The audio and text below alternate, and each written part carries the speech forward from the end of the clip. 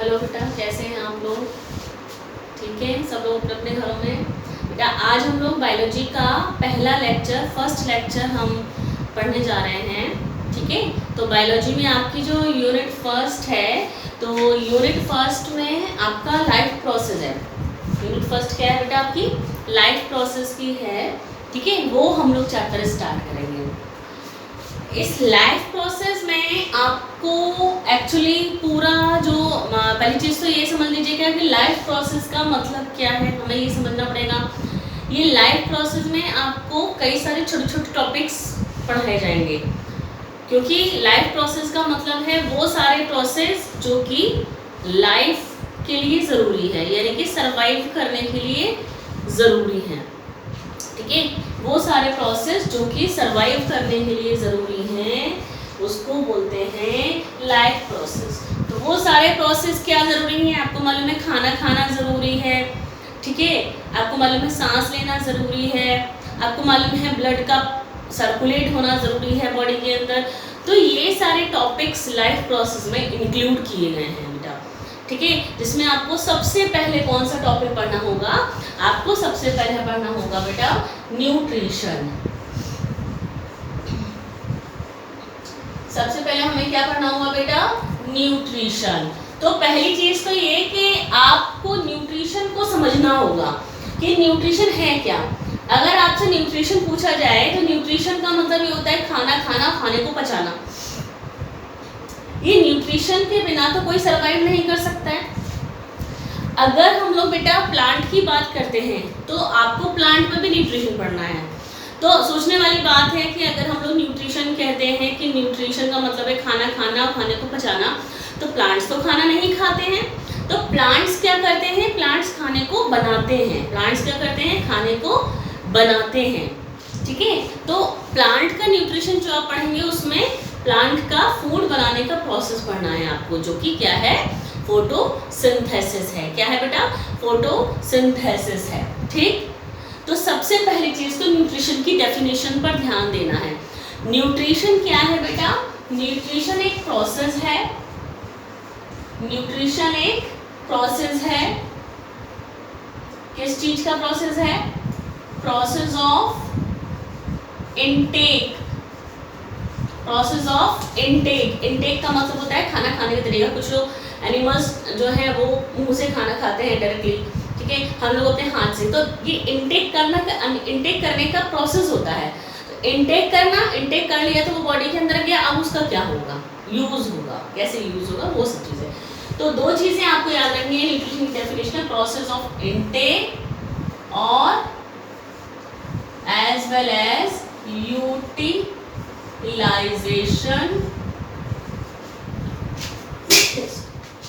Utilisation of food. ये है nutrition की डेफिनेशन। ठीक है बेटा, तो न्यूट्रिशन क्या है? इनटेक और यूटिलाइजेशन। ये दो टर्म्स आपको न्यूट्रिशन की डेफिनेशन में याद रखने हैं, इनटेक और यूटिलाइजेशन। ठीक है, इनटेक और यूटिलाइजेशन। ठीक, तो ये न्यूट्रिशन है।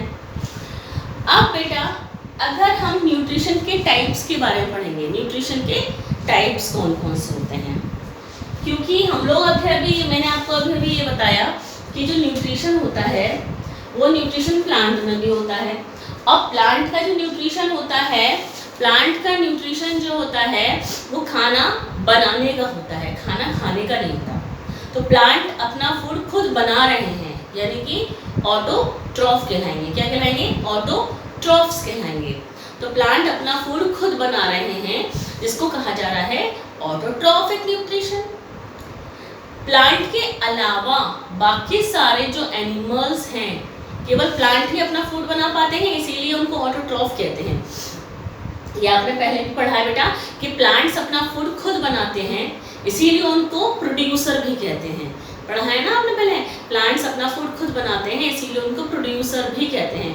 और प्लांट्स अपना फूड खुद बनाते हैं, इसीलिए उनको ऑटोट्रॉफ भी कहते हैं।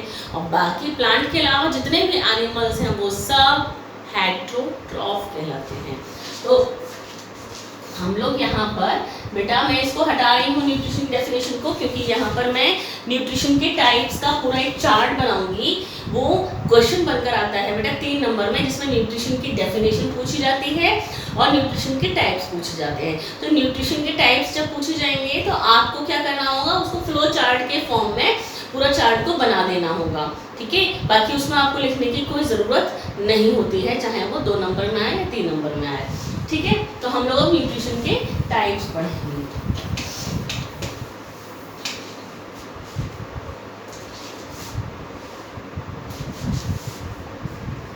Types of nutrition. देखिए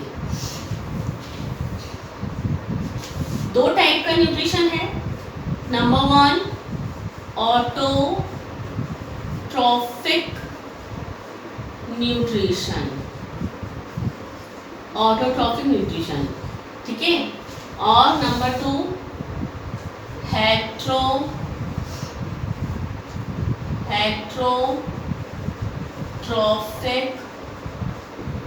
nutrition, autotrophic nutrition and heterotrophic nutrition. Autotrophic nutrition, auto means self, auto means self, तो जो अपना फूड खुद बना पाते हैं, यानी कि कैन मेक ओन फूड, जो अपना फूड खुद बना सकते हैं, ऑटोट्रॉफिक न्यूट्रिशन कहलाता है। ये ऑटोट्रॉफिक न्यूट्रिशन को बेटा हम लोगों ने 2 पार्ट में डिवाइड किया, क्योंकि आपको मैंने बताया कि प्लांट तो अपना फूड खुद बनाते हैं बेटा। प्लांट के अलावा कुछ बैक्टीरिया भी ऐसे होते हैं जो कि केमिकल्स की हेल्प से अपना फूड बनाते हैं। प्लांट अपना फूड बनाते हैं फोटोसिंथेसिस के प्रोसेस से, प्लांट अपना फूड बनाते हैं फोटोसिंथेसिस के प्रोसेस से। आपको पता है, ये आप पहले भी पढ़ चुके हैं। प्लांट अपना फूड बनाएंगे फोटोसिंथेसिस के प्रोसेस, फोटो यानी लाइट का यूज करके। लेकिन बैक्टीरिया फोटोसिंथेसिस से अपना फूड नहीं बनाते हैं, बैक्टीरिया बनाते हैं केमिकल्स की हेल्प से। बैक्टीरिया अपना फूड कैसे बनाते हैं, केमिकल्स की हेल्प से बनाते हैं। कुछ केमिकल्स होते हैं, उन केमिकल्स की हेल्प से बनाते हैं, पर खाना तो वो खुद ही बनाते हैं, किसी दूसरे पर डिपेंड नहीं है। कुछ बैक्टीरिया, सारे बैक्टीरिया ऐसे नहीं होते हैं, ठीक है। सारे बैक्टीरिया अपना खाना खुद नहीं बनाते। कुछ बैक्टीरिया होते हैं जो अपना खाना खुद बना सकते हैं, जो अपना फूड खुद बना सकते हैं, ठीक है ना। तो हमने कहा कि ऑटोट्रॉफिक न्यूट्रिशन को 2 पार्ट में डिवाइड करा। फोटो ऑटोट्रॉफिक न्यूट्रिशन, फोटो यानी लाइट का यूज करके जो बना रहे हैं,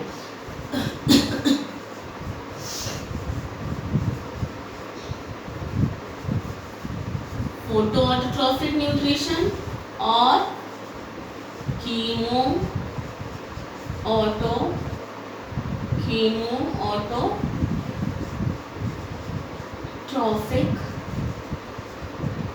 ऑटोट्रॉफिक न्यूट्रिशन, फोटो ऑटोट्रॉफिक और कीमो ऑटोट्रॉफिक, फोटो ऑटोट्रॉफिक और कीमो ऑटोट्रॉफिक न्यूट्रिशन। इसको बेटा हम लोग क्या बोल सकते हैं, और करके लिख देते हैं, इसको हम लोग बोल सकते हैं फोटोसिंथेसिस, और ये कीमोसिंथेसिस,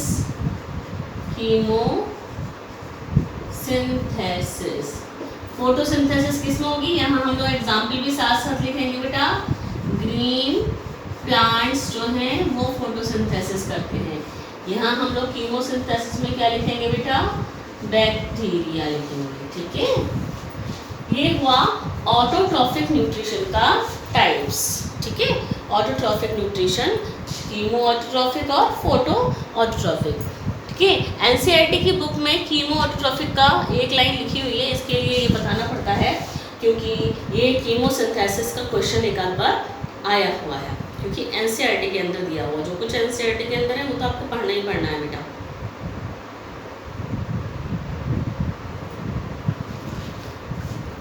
ठीक है, अब हम पढ़ेंगे कि हेटेरोट्रॉफिक न्यूट्रिशन किसे बोलते हैं।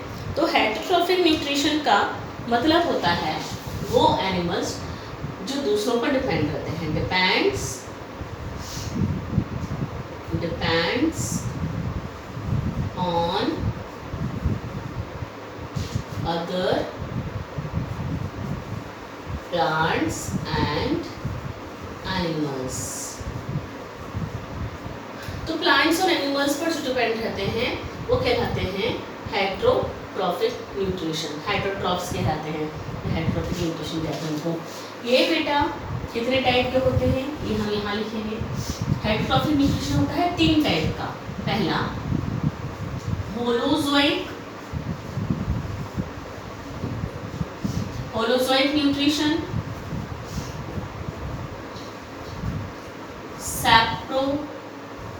सैप्रोफाइटिक न्यूट्रिशन,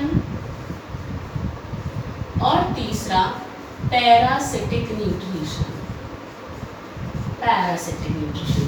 अब हमें इन तीनों को समझिए, दूसरा और ये तीसरा। अब हमें इन तीनों को समझना है बेटा। होलोजोइक, होलोजोइक न्यूट्रिशन वो न्यूट्रिशन होता है जिसमें कोई भी एनिमल फूड को, चाहे वो प्लांट है चाहे वो एनिमल है, भाई हेटरोट्रॉफिक न्यूट्रिशन तो वेजिटेरियन और नॉन वेजिटेरियन दोनों के लिए यूज़ किया जा रहा है, जो कि किसी दूसरे पर डिपेंड है। तो होलोजोइक न्यूट्रिशन का मतलब है कि अगर कोई एनिमल प्लांट पार्ट या पूरे प्लांट को या एनिमल पार्ट को या फुल एनिमल को खाता है, यानी कि निगलता है, और उसकी बॉडी में डाइजेशन, एब्जॉर्प्शन सारे प्रोसेस होते हैं न्यूट्रिशन के सारे प्रोसेस जिसकी बॉडी में होते हैं, उसको कहते हैं होलोजोइक न्यूट्रिशन। तो होलोजोइक न्यूट्रिशन का एग्जाम्पल हमें यहाँ पर पढ़ना है बेटा। एक तो मैन यानी ह्यूमन बींग्स, ह्यूमन लिख सकते हैं बेटा यहाँ पर, ह्यूमन, अमीबा, अमीबा का बहुत पूछा जाता है क्वेश्चन, अमीबा का क्वेश्चन बहुत पूछा जाता है। What is the mode of nutrition in amoeba? तो अमीबा का मोड ऑफ न्यूट्रिशन क्या है? होलोजोइक है बेटा। सैप्रोफाइटिक, सैप्रो बेटा, सैप्रो का मतलब याद रखना, सैप्रो का मतलब ही होता है dead animals, dead and decaying animals. तो सैप्रोफाइटिक न्यूट्रिशन किसको बोलते हैं? वो जो कि किसी सड़ी गली चीज़ों पर जो डिपेंड है। सैप्रोफाइटिक न्यूट्रिशन वो न्यूट्रिशन होता है जिसमें एनिमल सड़ी गली चीज़ों पर, डेड एंड डिकेइंग मैटर पर, डेड एंड डिकेइंग मैटर पर डिपेंड रहते हैं, जैसे कि फंगस, जैसे कि फंगस। तो फंगस में हम लोग यहाँ पर एग्जाम्पल बेटा ईस्ट लिख देंगे, ईस्ट सैप्रोफाइटिक है, दोनों एग्जाम्पल पढ़ेंगे, और एक और लिख देंगे म्यूकर। बहुत सारे ईस्ट हैं ऐसे, तो आप कोई भी लिख सकते हैं, लेकिन ये 2 एग्जाम्पल कॉमन पूछे जाते हैं, वही मैंने आपको यहाँ पर बताए हैं। इसीलिए तो याद रखना सैप्रोफाइटिक, सैप्रो का मतलब डेड एंड डिकेइंग मैटर, तो वो ऑर्गेनिज्म जो डेड एंड डिकेइंग मैटर पर डिपेंड रहते हैं अपने फूड के लिए, those organism which depend on dead and decaying matter for their food are called saprophytes and their nutrition is called saprophytic nutrition. ठीक, फिर आता है पैरासिटिक न्यूट्रिशन। पैरासाइट किसको बोलते हैं बेटा? बेटा पैरासाइट का मतलब होता है कुछ ऑर्गेनिज्म किसी दूसरे ऑर्गेनिज्म पर डिपेंड रहते हैं, या तो बॉडी के अंदर रहते हैं या बॉडी के बाहर भी। तो पैरासाइट जो होते हैं ना, पैरासाइट होते हैं बेटा, या तो बॉडी के अंदर हो सकते हैं वो पैरासाइट, या बॉडी के बाहर हो सकते हैं। जैसे कि मैं आपको एक चीज़ बताऊं कि हमारी इंटेस्टाइन के अंदर एक बैक्टीरिया रहता है ना, वो हमारी बॉडी में बैक्टीरिया रहता है, तो हमें कुछ फ़ायदा देता है वो बैक्टीरिया, और हमारी बॉडी में उसको रहने की जगह मिल रही है, तो उसको हम पैरासाइट नहीं कहेंगे, वो कहलाता है क्या? वो कहलाता है आपका सिम्बायोटिक। पैरासाइट किसको बोलेंगे? जैसे कि जुएं हो जाते हैं सिर में, बालों में जुएं हो जाते हैं बेटा, वो हमारा ब्लड सक करते हैं, ठीक है ना, वो पैरासाइट है। लीच आपने देखी होगी, जोंक जिसको बोलते हैं, वो पैरासाइट है। अमरबेल का नाम आपने सुना होगा, पेड़ों पर हरी हरी अमरबेल चढ़ जाती है। तो पैरासाइट क्या करता है? जिस ऑर्गेनिज्म पर डिपेंड रहता है उस ऑर्गेनिज्म को डिस्ट्रॉय कर देता है, उस ऑर्गेनिज्म को खत्म कर देता है, ठीक है। तो पैरासाइट कौन है? पैरासाइट्स वो हैं विच, ऐसे लिख देते हैं इसको, पैरासाइट्स कौन है? विच lives on or in the body of living organism।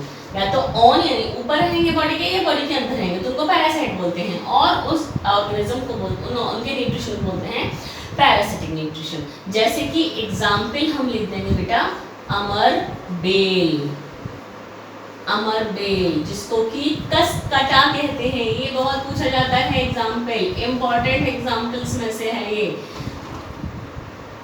अमरबेल जिसको कसकटा बोलते हैं, पेड़ों पर चढ़ती है, ग्रीन ग्रीन लग के आपने देखा हुआ जाल जैसा बना लेती है पूरे पेड़ पर और पूरा पेड़ सूख जाता है। ये जिस पेड़ पर चढ़ती है वो पूरा का पूरा पेड़ सूख जाता है और ये खुद हरी रहती है। क्यों? क्योंकि ये पैरासाइट है, सारा का सारा न्यूट्रिशन ले लेती है उस पेड़ का। तो अमरबेल लिख सकते हैं आप। टिक्स जुएं जो होते हैं, टिक्स एंड लाइस लिख सकते हैं, जुएं जो होते हैं ना। और आप इसमें लीच लिख सकते हैं, आप इसमें लीच लिख सकते हैं, अर्थवॉर्म लिख सकते हैं। अर्थवॉर्म नहीं, आप लीच इतने ही पढ़िए बस एग्जाम्पल, ठीक है।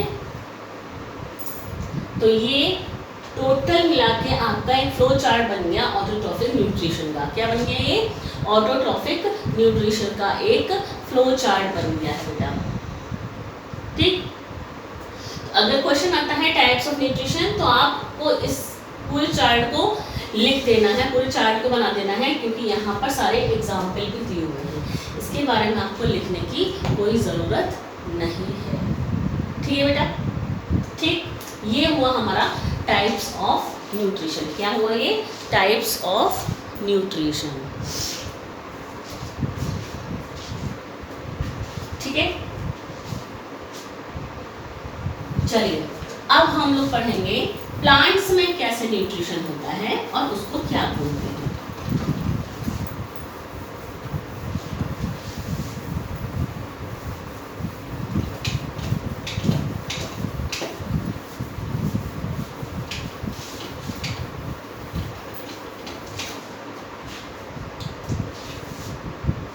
अब हम लोग पढ़ेंगे न्यूट्रिशन इन प्लांट्स। प्लांट्स में जो न्यूट्रिशन होता है, पहली चीज तो प्लांट्स का न्यूट्रिशन क्या कहलाता है? फोटोसिंथेसिस कहलाता है। प्लांट्स का न्यूट्रिशन क्या कहलाता है? फोटोसिंथेसिस कहलाता है। बेटा फोटोसिंथेसिस की इक्वेशन पूछी जाती है और आपको मैं बता दूं आपकी एस चांद की बुक में फोटोसिंथेसिस की इक्वेशन थोड़ी गलत दी हुई है। एनसीईआरटी की बुक में फोटोसिंथेसिस की इक्वेशन बिल्कुल सही दी हुई है। देखिए एग्जैक्ट जो एक्चुअल फोटोसिंथेसिस की रिएक्शन है जो कि एनसीईआरटी के अंदर दी हुई है वही सही है। एस चांद के अंदर थोड़ा मॉलिक्यूल से गड़बड़ दिया है। तो इक्वेशन जो है फोटोसिंथेसिस की वो पूछी जाती है क्वेश्चन में, वो है 6CO2, क्योंकि आपको मालूम है CO2 जरूरत होती है फोटोसिंथेसिस में। 6CO2 plus 12H2O। एस चांद में यहाँ 6H2O दिया है जो कि गलत है।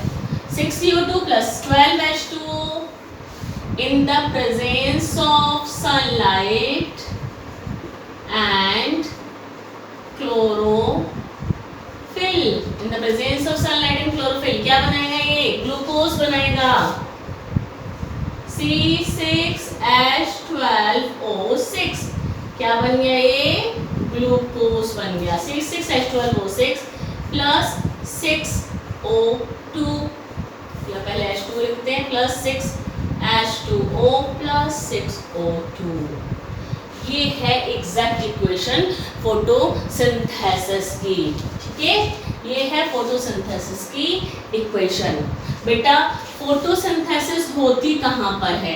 क्वेश्चन अगर ये पूछा जाएगा कि फोटोसिंथेसिस प्लांट में कहाँ होती है तो लीफ में होती है। लेकिन अगर ये पूछा जाएगा कि site of photosynthesis in the cell, cell के अंदर फोटोसिंथेसिस कहाँ होती है? तो सेल के अंदर फोटोसिंथेसिस, बेटा सेल का चैप्टर आपने पढ़ा है 9th क्लास में, क्लोरोप्लास्ट होता है, क्लोरोप्लास्ट में फोटोसिंथेसिस होती है। तो site of photosynthesis in the cell, cell के अंदर फोटोसिंथेसिस कहाँ होती है? In the chloroplast. कहाँ होती है? क्लोरोप्लास्ट में होती है बेटा। तो साइट ऑफ फोटोसिंथेसिस ये पूछा जाता है, ठीक। ये जो फोटोसिंथेसिस का प्रोसेस होता है क्लोरोप्लास्ट में होता है बेटा, ठीक है। और क्लोरोप्लास्ट में ये फोटोसिंथेसिस का प्रोसेस थोड़ा लेंथी प्रोसेस है ना। क्या है ये? लेंथी प्रोसेस है, जिसमें कि आपको पहली चीज तो ये समझनी है कि ये जो फोटोसिंथेसिस होती है इसमें दो रिएक्शन होती हैं। फोटोसिंथेसिस में दो रिएक्शन होती हैं। एक तो होती है लाइट रिएक्शन, जो आपको ये सिर्फ एक इक्वेशन दिखाई दे रही है ना कि बस ये वाला ये बना और ये बन गया ग्लूकोज, लेकिन ये थोड़ा लेंथी प्रोसेस है जो कि दो रिएक्शन में होता है। एक तो होती है लाइट रिएक्शन और एक होती है डार्क रिएक्शन। एक होती है लाइट रिएक्शन और एक होती है डार्क रिएक्शन। नाम से समझ में आ रहा है, लाइट रिएक्शन लाइट की प्रेजेंस में होती है, डार्क रिएक्शन लाइट की एब्सेंस में होती है। ऐसा नहीं है कि नाइट में होगी, लाइट की एब्सेंस में, जब लाइट नहीं होगी तब होगी। ठीक है बेटा, तो लाइट रिएक्शन जो होती है बेटा, क्लोरोप्लास्ट आप लोगों ने पढ़ा है। क्लोरोप्लास्ट का जो इंटरनल स्ट्रक्चर होता है, ध्यान करिए आपने क्लोरोप्लास्ट का स्ट्रक्चर पढ़ा है, तो उस क्लोरोप्लास्ट के स्ट्रक्चर में डबल मेम्ब्रेन होती है। ठीक है, वो मैं नहीं बना रही हूँ डबल मेम्ब्रेन, अंदर का पार्ट बना रही हूँ बेटा। क्लोरोप्लास्ट में इस तरीके के स्ट्रक्चर आपने 9th क्लास में पढ़े हैं। ये इस तरीके के स्ट्रक्चर्स होते हैं, ये जिसको बोलते हैं क्या, ग्रेना। ठीक है, ये ग्रेना आपस में ऐसे जुड़े हुए रहते हैं, ये ग्रेना आपस में ऐसे जुड़े हुए रहते हैं, तो इसको बोलते हैं स्ट्रोमा लैमेली। और यहाँ पर एक फ्लूइड भरा रहता है इसके अंदर, जिसको बोलते हैं स्ट्रोमा मैट्रिक्स। क्या बोलते हैं, स्ट्रोमा मैट्रिक्स। ठीक है, फोटोसिंथेसिस इस क्लोरोप्लास्ट के अंदर हो रही है। ठीक, ये जो लाइट रिएक्शन है ये कहाँ पर होती है, इस ग्रेना के अंदर होती है। ये जो डार्क रिएक्शन है ये कहाँ होती है, इस स्ट्रोमा मैट्रिक्स में होती है। ठीक है, तो हमने लिखा ये कहाँ होती है, इन ग्रेना, क्लोरोप्लास्ट के ग्रेना में होती है।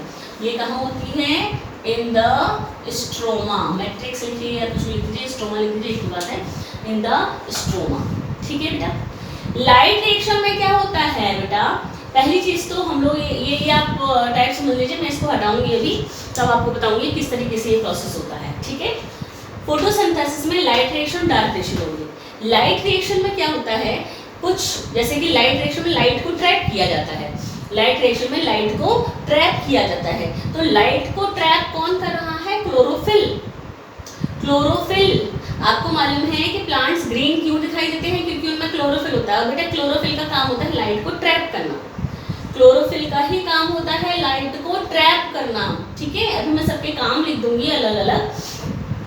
दिन में जब सनलाइट प्रेजेंट होती है, दिन में जब सनलाइट प्रेजेंट होती है, यहाँ मैं लिख देती हूँ ब्रैकेट में, इसके आगे लिख देती हूँ कि क्या क्या होता है लाइट एक्शन में। लाइट को ट्रैप किया जाता है, लाइट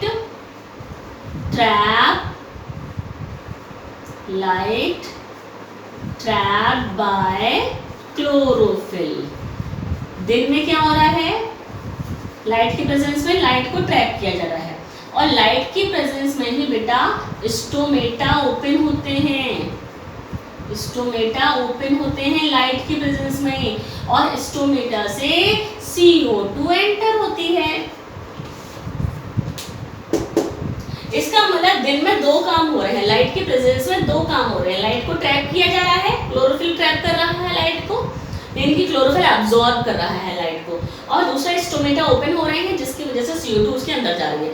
यानी दिन के समय में लाइट और CO2, लाइट और CO2, दिन के समय यानी लाइट में, दिन में डे लाइट में सनलाइट और CO2 दोनों को ट्रैप कर लिया गया। रात में इनको रात से मतलब डार्क में इनको यूज किया जाता है। जब डार्क में इनको यूज किया जाता है बेटा, तब यहाँ पर ग्लूकोज बनता है। लाइट की एब्सेंस में जब इनको यूज करा जाता है, तब यहाँ पर बेटा ग्लूकोज बनता है डार्क रिएक्शन में। ठीक है, बात समझ में आ गई बेटा। ठीक, तो लाइट रिएक्शन में क्या होता है, यहाँ लिखा हुआ है। डार्क रिएक्शन में क्या होता है, ये यहाँ लिखा हुआ है। ठीक है, चलिए ये इंपॉर्टेंट क्वेश्चंस, यहाँ से सब में से क्वेश्चंस बनते हैं बेटा। ये सब ऐसे पॉइंट हैं जहाँ से कि क्वेश्चंस बनते हैं। ठीक, देखिए अब बात आती है क्वेश्चन जो एनसीईआरटी का है, वो एनसीईआरटी का क्वेश्चन ये पूछा जाता है। एक तो इक्वेशन का पूछा जाता है कि इक्वेशन क्या होती है फोटोसिंथेसिस की। दूसरा ये पूछा जाता है कि फोटोसिंथेसिस के लिए जो रिक्वायर्ड मटेरियल है वो कहाँ से मिलता है। From where plants get their raw material for their photosynthesis. Question ये पूछा जाता है, from where plants get their raw material. ये रॉ मटेरियल है फोटोसिंथेसिस का, तो कहाँ से मिल रहा है। ये CO2 कहाँ से मिल रही है, फ्रॉम एयर, ये कहाँ से मिल रही है, वाटर कहाँ से मिल रहा है, फ्रॉम सॉइल, सनलाइट और क्लोरोफिल है। बेटा क्लोरोफिल आपको मालूम है, बताया मैंने, ये ग्लूकोज बन रहा है इससे। ठीक है बेटा, तो इस तरीके से ये तो प्लांट के अंदर होता ही है। ठीक, ये फोटोसिंथेसिस में आपको क्वेश्चन पूछा जाता है, कहाँ कहाँ से ये मिलते हैं। ठीक है,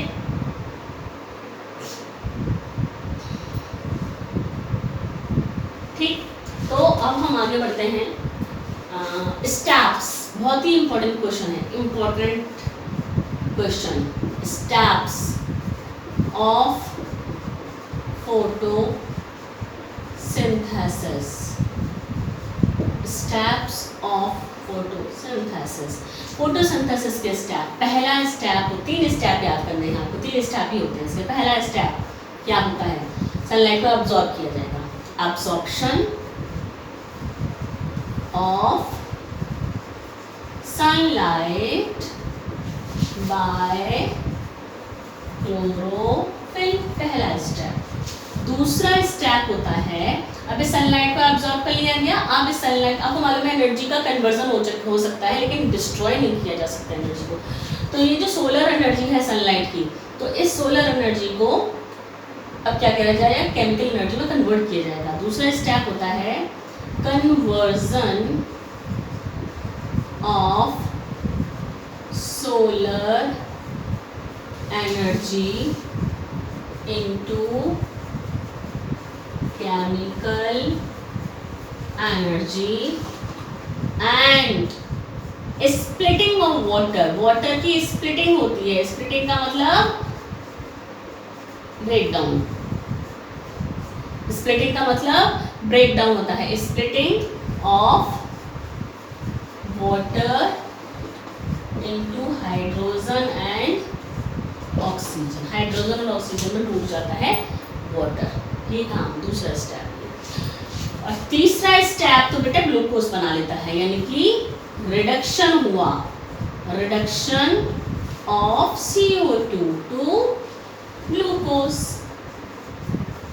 CO2 का रिडक्शन हो गया, CO2 का रिडक्शन हो गया ग्लूकोज में। ठीक है बेटा, ये वाली बात आपको ध्यान रखनी है, बहुत ही इंपॉर्टेंट क्वेश्चन है ये, 100% आता है क्वेश्चन।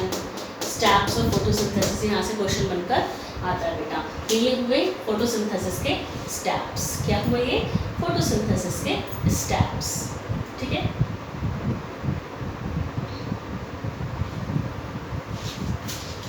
अब बेटा दूसरी चीज मैं आपको ये बता दूं कि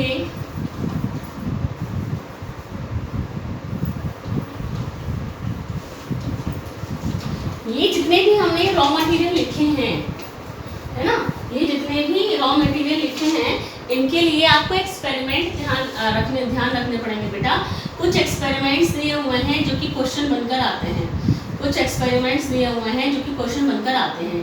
क्या, प्रूव दैट, क्वेश्चन बनकर आते हैं, prove that sunlight is necessary, light is necessary for photosynthesis, ये एक एक्सपेरिमेंट आता है। दूसरा, prove that CO2 is necessary for photosynthesis, ठीक है ना, prove that CO2 is necessary, prove that light is necessary for photosynthesis.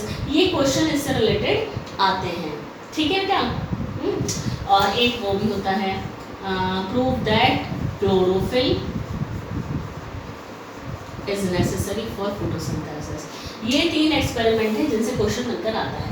पहली चीज़ ध्यान रखना है आपको, ये तीनों ही एक्सपेरिमेंट में कुछ चीज़ें तो कॉमन हैं, जैसे कि चाहे कोई सा भी एक्सपेरिमेंट होगा बेटा, चाहे हम ये वाला पढ़ेंगे, suppose light is necessary for photosynthesis, किसी भी एक्सपेरिमेंट को करने से पहले जिस प्लांट पर आप एक्सपेरिमेंट कर रहे हैं उस प्लांट को कुछ घंटों के लिए अंधेरे कमरे में रख दिया जाता है, डार्क रूम में रख दिया जाता है। प्लांट को, एक गमले में एक प्लांट लगा हुआ है, उस प्लांट को अंधेरे कमरे में रख दिया जाएगा, अंधेरे कमरे में जो कि सब तरफ से बंद है, जहाँ कहीं से भी सनलाइट नहीं आ रही है। सबसे पहले उसको अंधेरे कमरे में रख दिया जाता है।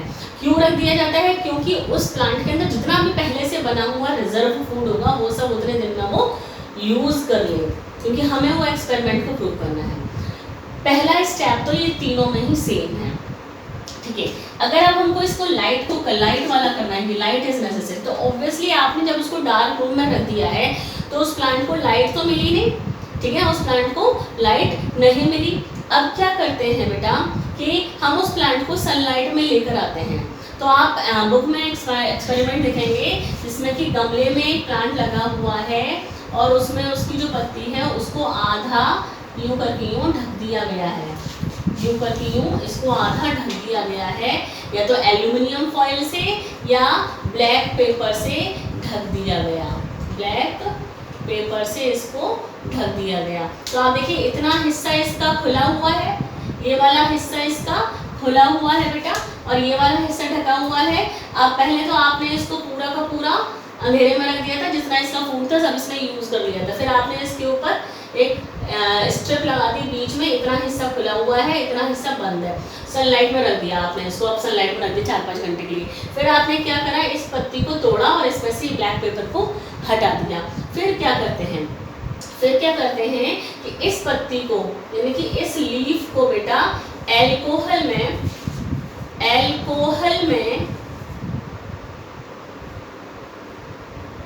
लीफ को एल्कोहल में बॉईल करते हैं, एल्कोहल में बॉईल करते हैं। एल्कोहल में डायरेक्टली बॉईल नहीं किया जाता है कि पत्ती को एल्कोहल में डाल दिया, वो नहीं किया जाता। क्यों? क्योंकि एल्कोहल तो बेटा आग पकड़ लेगा। एल्कोहल में कैसे बॉईल करते हैं, एक बीकर लेते हैं, इस बीकर के अंदर पानी भरा जाता है, इस बीकर के अंदर क्या भरा जाता है, पानी भरा जाता है। एक दूसरा बीकर लेते हैं, इस बीकर के अंदर एल्कोहल रखते हैं और इसके अंदर ये लीफ डाल दी गई है ना। तो पानी बॉयल होगा तो एल्कोहल गर्म होगा तो ये पत्ती पर इफेक्ट आएगा, इस लीफ पर इफेक्ट आएगा। तो क्वेश्चन ही पूछा जाता है कि एल्कोहल में क्यों रखते हैं, एल्कोहल में क्यों डाला, बॉइल्ड एल्कोहल में क्यों डाला लीफ को।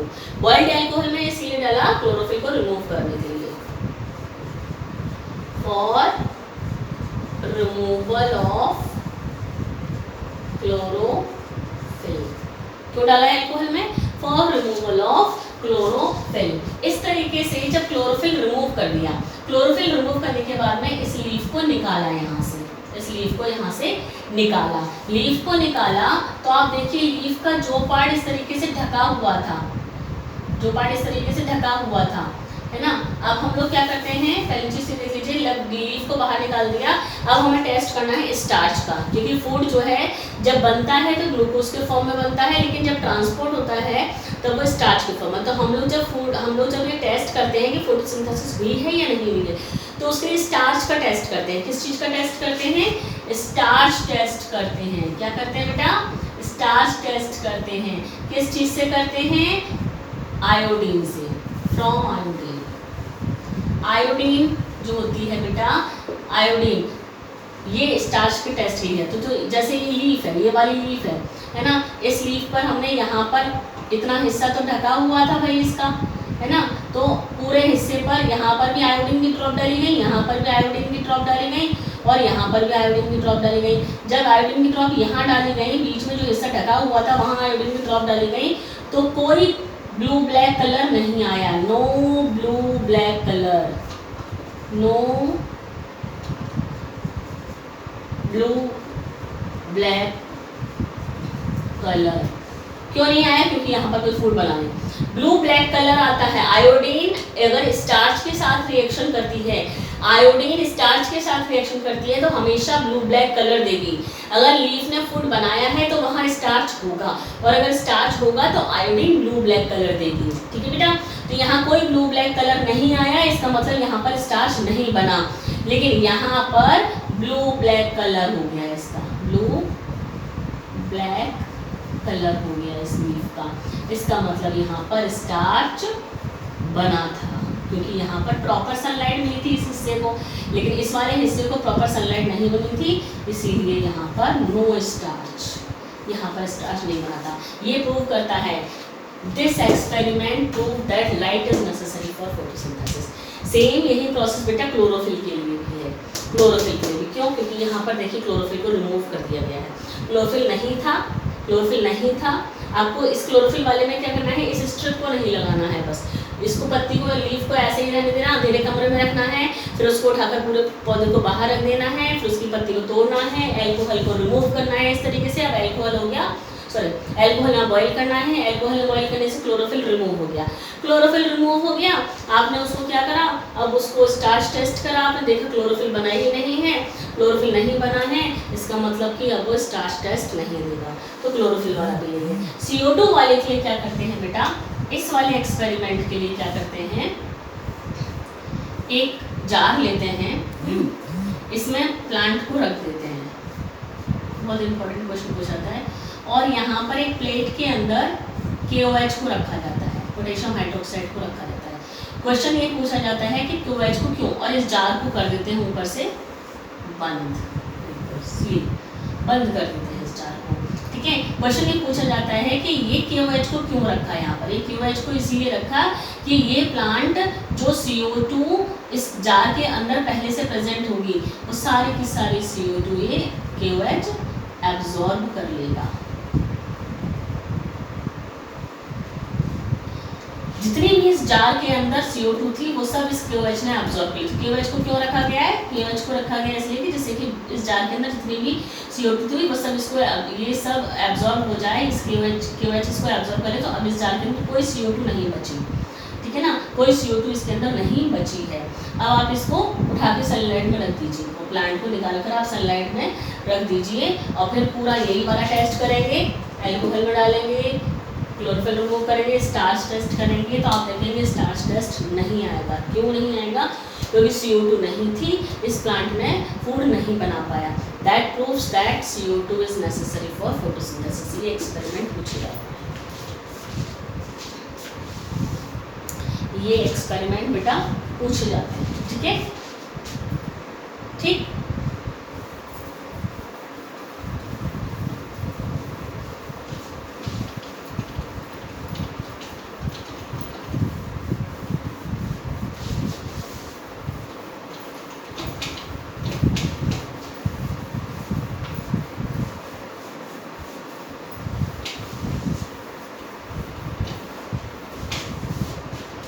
इसके बाद बेटा आपको अमीबा का न्यूट्रिशन पढ़ना है, न्यूट्रिशन इन अमीबा।